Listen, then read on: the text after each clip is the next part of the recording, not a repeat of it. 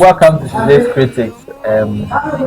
This is another exciting episode on your today's critics. As usual, you know that we always try to criticize things that are around us to make sure that we bring something constructive out of it without leaving it or untouching the situation.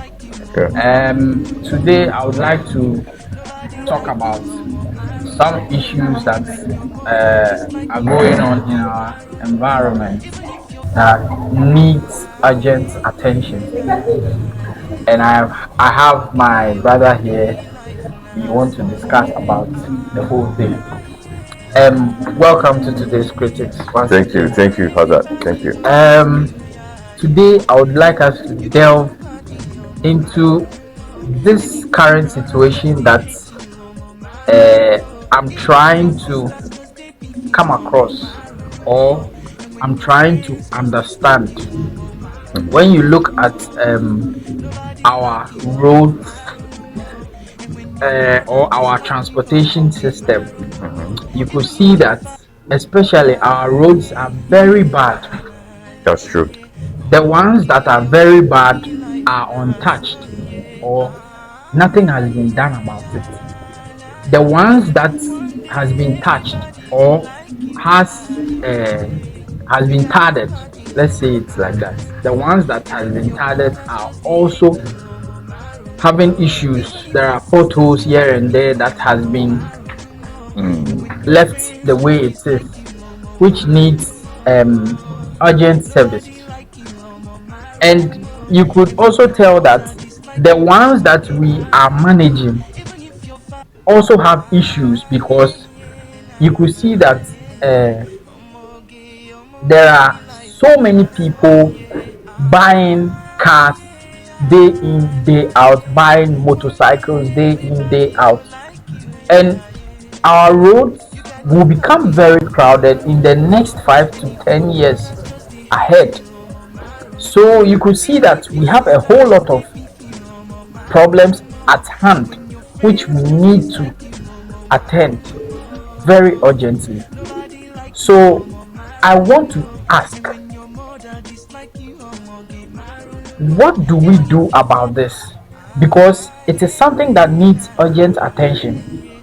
Day in, day out, people are buying vehicles, people are buying motorcycles, and it is being crowding our roads to a point where you could see a long queue traffic. You see, so the routes that we have, the ones that are better that we are using, are very small, which needs expansion. It's not been touched. The ones that are bad, it hasn't been tarred. The ones started too with the potholes hasn't been touched. You as a citizen, you as a Ghanaian, I'm sure you know of these things I'm saying. Yes. What is your take on that? Because in the next 5, 10, 20 years, it will be a problem. All right. Thank you, my brother. The answer is very simple. Our roads, like you mentioned, are are in a bad condition. The ones that have been tarred are left like that With potholes. Yeah. The answer, like I said, is simple. First of all, those in charge of the roads, how are they being monitored? Or who checks Who's in charge? Yes, who's in charge of all those stuff? Who goes who check to make sure that, okay, we are constructing Temba motorway. I think now the road is okay for all vehicles to use it or drive along that side. And also with the potholes, it's because the roads are not being constructed very well. If I say they are not being constructed very well, I'm trying to say that the type of energy that needs to go into the construction is not energy per se. Is it that It is shallow work. When I say Okay, shallow work, what do they you mean don't by shallow work? they don't I don't know how to even frame this. They don't do it well. They don't do it well. Thank you. That is why most of our roads are being constructed by Chinese people, other foreigners, because we the Ghanaians cannot even construct our roads. And moving to that, you talking about Chinese and other countries constructing our roads is because they have the technical know-how. Yes. They have the knowledge for constructing roads. You understand? So what the problem here is that the citizens in the country, or we the citizens that hasn't been deployed to go study all those things and do our own roads by ourselves, employing all those Chinese or those foreigners to work for us, is another issue. So why don't we channel that energy into investing in our citizens and giving us the good results that we want, instead of With what you are saying, going outside with what you are to saying, my brother, search for. we have Ghanaians who are outside building for them. So with what you are saying, I will not agree with your point, because we have Ghanaians who have studied architectural whatever, and they are building for other countries in different worlds. Then if You that understand? is the problem, So if that is the for me, problem, I what feel is like it? What should we do to gather all those people So- to get to work for Ghana? they have to come here and invest as we have invested in them, and they are out there building for. But they feel one way or the other our economy can't pay them well. Yes, it's because the economy can't pay them well, so they prefer to go search for white collar jobs in other countries. So I do not blame them that much, because the pay here is not something that can retain or sustain them. So they have to what? And if it was me, I would definitely do the same thing, because I have to move outside and go and challenge, hustle for my own money, get paid well. Because even those constructors who are even constructing our roads, if you go deeper, they are not being paid full salary. They pay them half. Really? Yes, So- they pay them half, and when they are done with the job, it becomes pull and drag in terms of the money. I understand. So does it warrant a bad job? Does that warrant a bad job?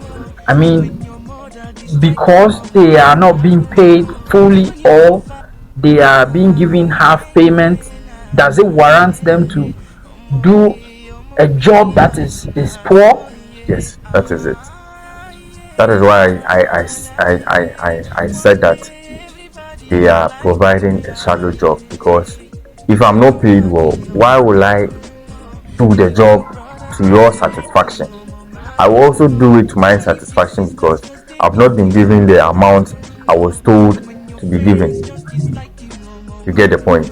So whilst I'm working, I can decide to do it anyhow, because after all, this thing that I'm doing, they are not even going to give me full salary. They are not going to pay me all my money. So let me just do it anyhow and leave it. That is why every year, almost every month, we need to go and tar the roads, go and pour quota on the roads to cover the potholes, because it has not been well done. Look at outside their roads.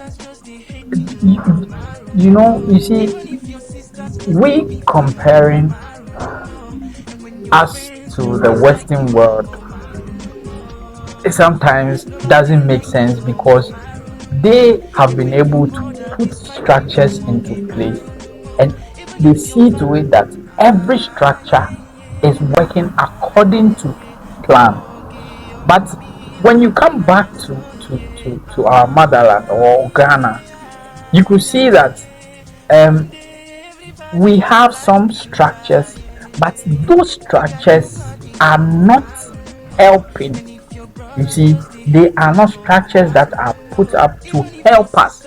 but rather they are structures to help other people to succeed instead of the whole nation. So I would say Wait, that wait, we wait, shouldn't compare. wait. What you are saying is that sometimes it's good to compare. It's good to compare in the sense that we will learn from them. And You understand? this is my point. This is where I was trying to land. Mm-hmm. We doing the comparison, very good. What have we learned to be able to do same in our country? Because if you are indeed learning from somebody, it should show in Oh, gradually, your gradually, situation. gradually, Ghana is moving forward, and I believe it will take a time because with these structures you are talking about, we learned them from the foreigners. The way we build, this is not how Ghanaians or Africans we build. We learned everything from the Western world. So with the structures that you are seeing, we have Ghanaians who are learning, the constructors who have studied and they are living with them has also learned their way of styles and their way of building. That is why we have some constructors in Ghana who are also working with the foreigners in terms of buildings, in terms of mansions, because this is not how we build in Africa. In Africa, I understand, but you understand? the problem is that my problem here is that the kind of trust and belief we have in the Western world is not the same as the trust we have in our indigenous men or indigenous people, That's true. people we have in our country here. And moreover, they've also learned something, because I know that if you follow somebody for long, you learn something. Something. You That's true. understand? So why can't we then move away from now employing the Western people to work for us, backing them with our indigenous people, instead giving the job to our indigenous people, having the kind of trust in them for them to also work perfectly for us. Yeah, Hazard, what you are saying, I really understand your point very well. But there's this big man in the office. We have Ghanaians who can do certain things, or we have Ghanaian constructors who are very good, and you know that this job I can give it to this particular person to do it. But because he or she wants to get the share of the cake, they won't go there. You get what I'm saying? Because that big man prefer to give to the foreigner so that he or she can also get part of the money. Or you understand? So it is a big issue in the country, because that is how it is. If you don't know someone, for someone to also direct you to someone, you'll be roaming around just like that. Understand? But So with what you're saying, a big man is sitting on it. Understand? So it doesn't let the Ghanaian youth or the people who are also into constructions and other architectural designs to also shine or come out. You understand? Because the big man prefers to send it to the foreigner so that he or she can get a share or part of the money. You understand? That is why most Ghanaians are not getting the exposure in terms of our construction, in terms of our architectural designs and other how do you say it? And other people coming up to who wants to venture into this part of the job. Because if you don't know someone, for someone to direct you to someone, to continue to, we have youth people, we have young people who have studied designs, who are into masonry or mason, and still they are at where they are, unless they know people who are into this top architectural designs. If I understand you properly, you are trying to say that it is based on recommendation. Yes.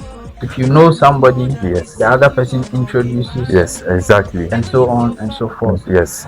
That is why our young people are not getting That opportunity opportunity. to expose themselves. Okay. You understand? Because if I don't know you, or if I don't know someone to also direct me to someone, it means I'll just be roaming around my neighborhood and just be building these small houses for people. You understand? Eh, If I should ask again, based on all these things that we've said, or based on all these realities that are happening, we not giving the job to our own people for them to work, thinking that maybe they will get some shares here and there from the Western people. Um, it is indeed a big issue, and it cuts across our spheres of life in any sector that we see. So, meaning it has become much more of like our character. yes.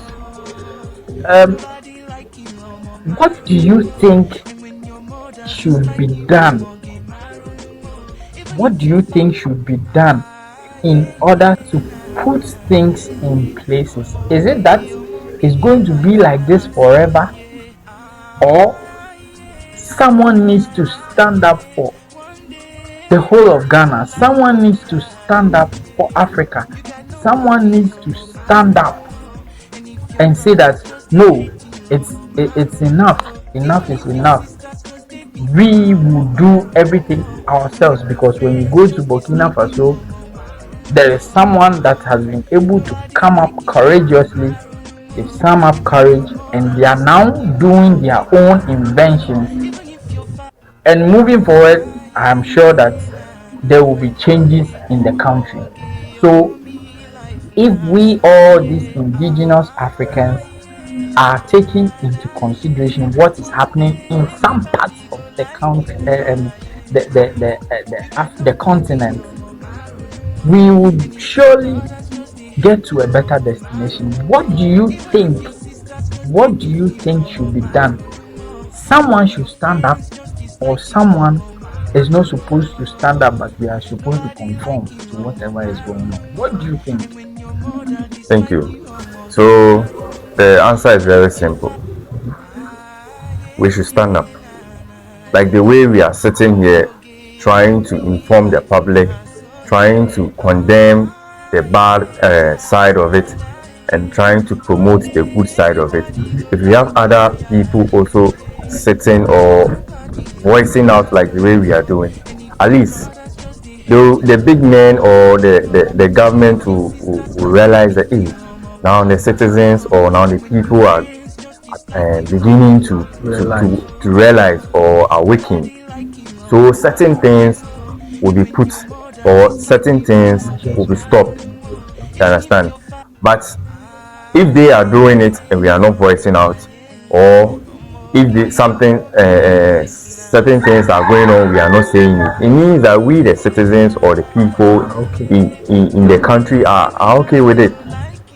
You understand? So they will keep on doing it, because if you are in a situation and you are not complaining, it means that you are comfortable with what they are doing. You understand? And also, But what if some of us are complaining, and I think they know that we complain all the time. They know that we complain. yes, we complain and they keep on doing it. So We is it need to that still, they are stubborn to Yes, doing what we are supposed to do, or we are just ordinary citizens like you and I, and they are the government.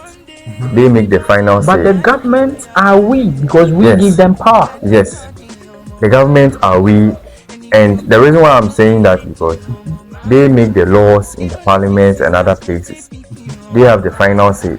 Yes, You but understand? we sanction all those things, because you know that the 275 people plus in the parliament house, and including the president and all the other staffs in the parliamentary house, They stand in our name because That's true. every constituency has an MP standing for us because the whole of Kwabenya can go to the Parliament House. So they stand in for us and they are us. We are them and they are us. So if we cry to them, they shouldn't back what we are. So that is why I'm saying that if we complain and they are not, it doesn't mean we shouldn't complain anymore. Still, we need to keep on complaining.